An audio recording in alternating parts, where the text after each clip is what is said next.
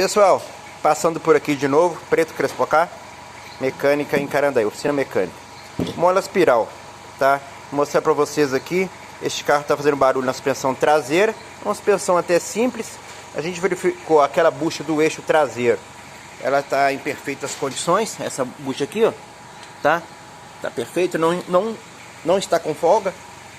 E a gente tá verificando aqui, ó, esses calços aqui, na verdade esse isolamento que a mola tem já está todo, ó, destruído, tá? É o isolamento original. A gente vai lavar essa mola e colocar a mangueira, uma mangueira especial, uma mangueira para mola espiral, essa aqui.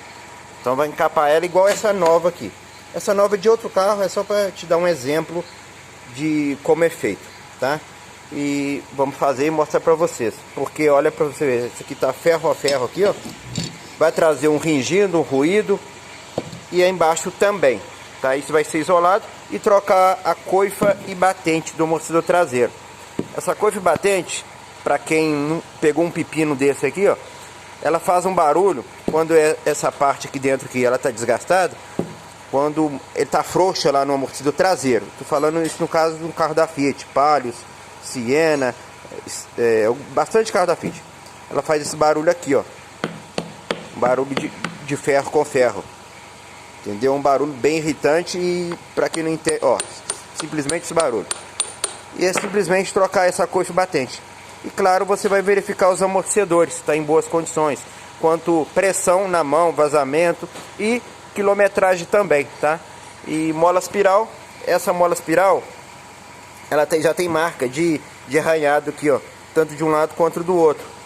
Já deveria ser trocado. Eu passei para o cliente, ele não autorizou. No momento não autorizou, ele vai trocar só coifa e batente e aplicar aqui, colocar a mangueira na mola. Quando ela está aqui machucada, aqui arranhada, é porque essa mola já está esbarrando elo com elo.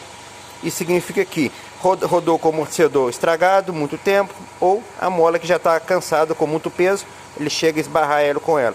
Há necessidade de se trocar, mas já passei, próxima ocasião vai ser trocado. Isto é uma mola espiral de um Fiat Palio, beleza?